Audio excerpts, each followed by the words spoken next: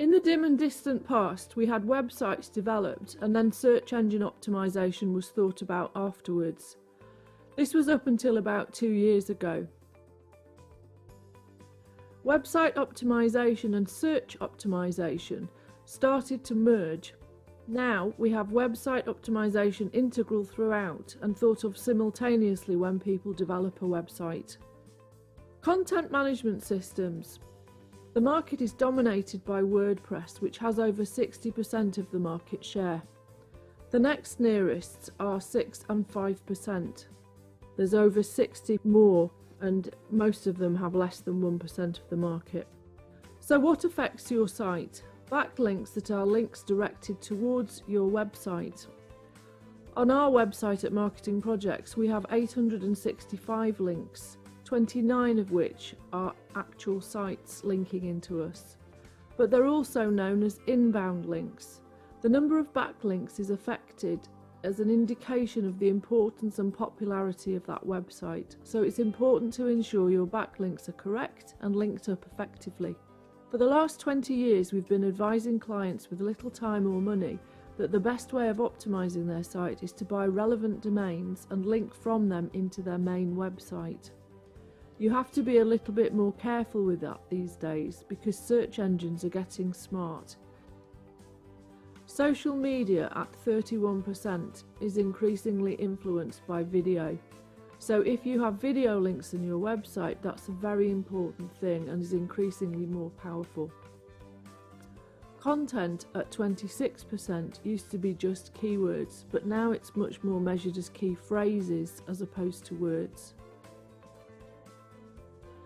And technical at 12% is things like access by smartphones, whether it's W3C, that's the World Wide Web Consortium compliant, download speeds and page printability, all those sorts of aspects.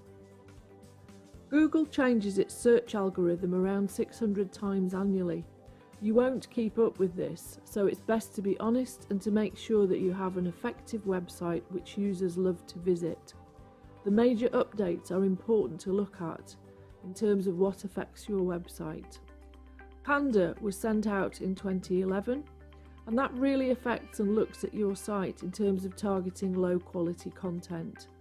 It looks for sites that have a high content and don't just repeat words for the sake of it. Penguin was introduced in 2012 and it targets over-optimization, so things like bad links and keyword stuffing that I mentioned earlier. Hummingbird came in 2013 and that focuses on the user's intent. So it focuses on phrases, not just keywords. And Pigeon was an innovation in 2014. It affects locality, so it hyper-localizes search results and boosts local inquiries for local sites. Something else that affects your site substantially is social media. This has been the biggest innovation and the biggest growth in the net effect.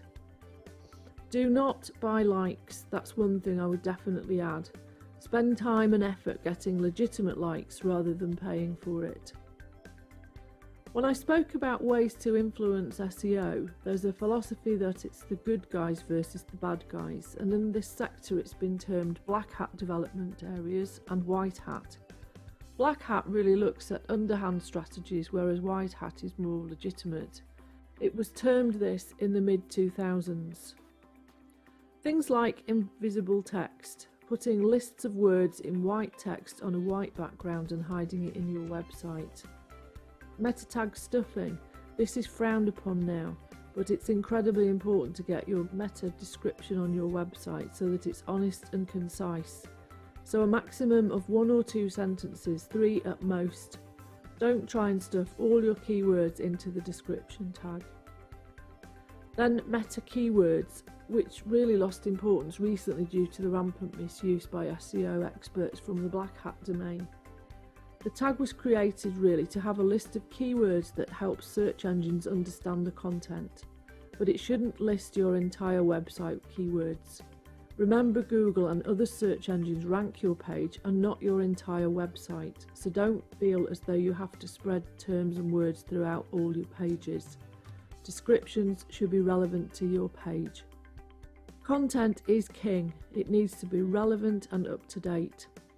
So for most people, we look at a set of common optimization objectives. Fix broken links is usually high up on that list. That's things like the 404 page not found error. These really need to be minimized.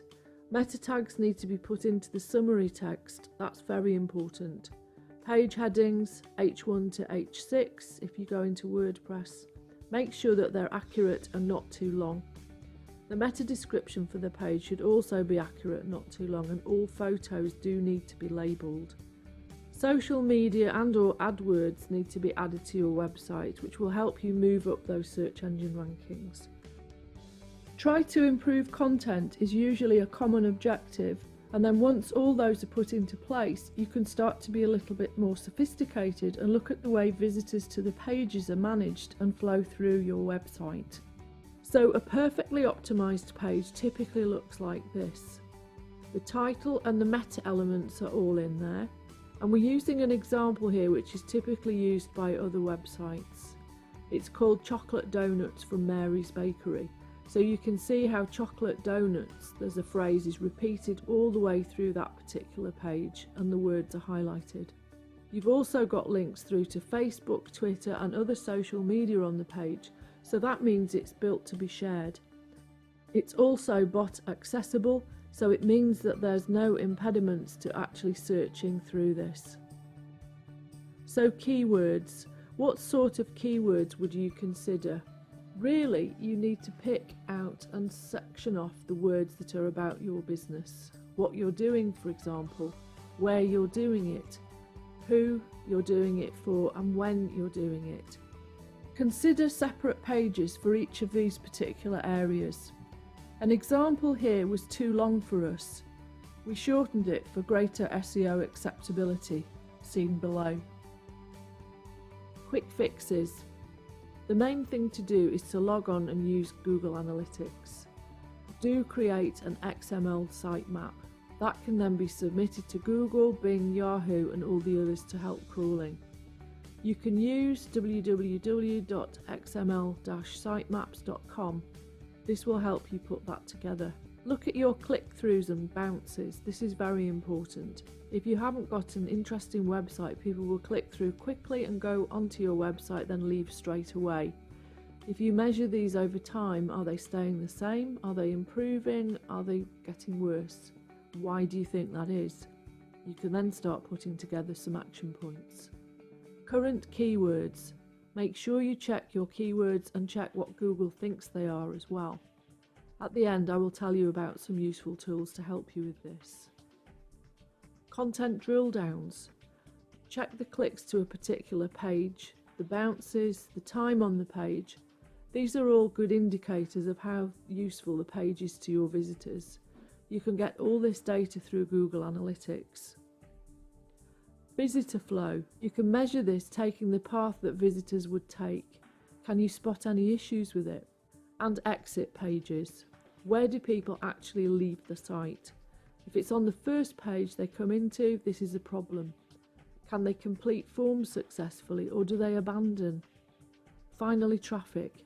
If your traffic is too much, and that can happen, or if it's too little, if it goes up or down, and how does it compare with your competitors?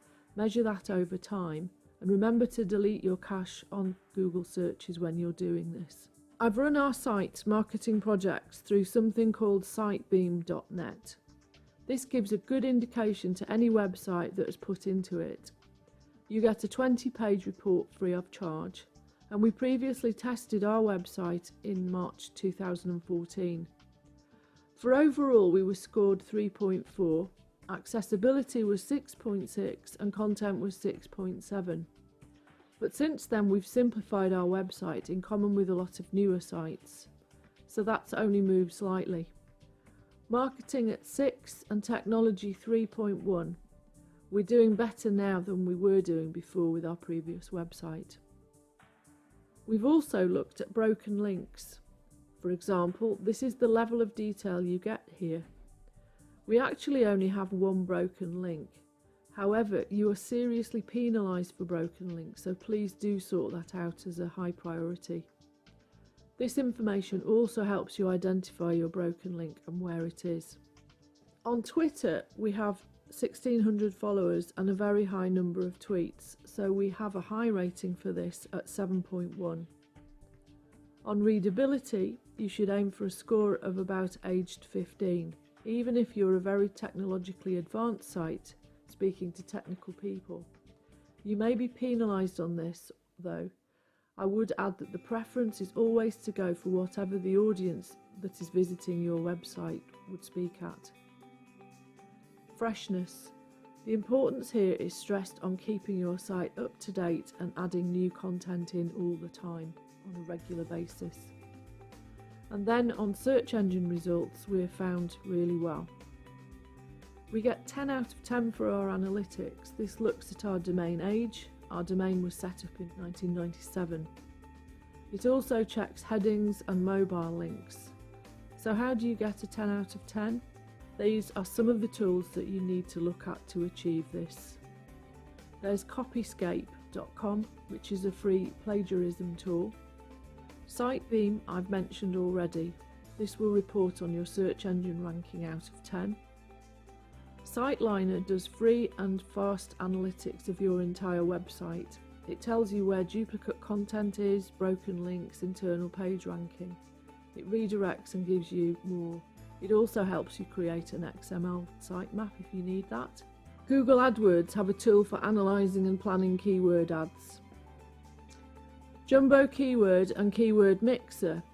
They allow you to blend and mix the keywords you need to have and upload them. And Screaming Frog is particularly useful.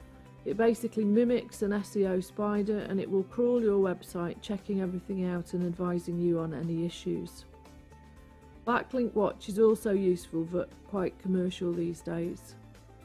Check Page Rank can also analyse your site from the last 3 months and show you how your ranking has changed. It told us, for example, that 88% of our visitors to the website came from searching and 12% from social media.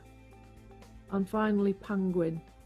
If your website suddenly takes a dip in terms of SEO, this tool will enable you to see the impact of the Google algorithm updates on your organic traffic. If you have any questions or issues, please don't hesitate to get in touch with us. Thanks so much for watching, and good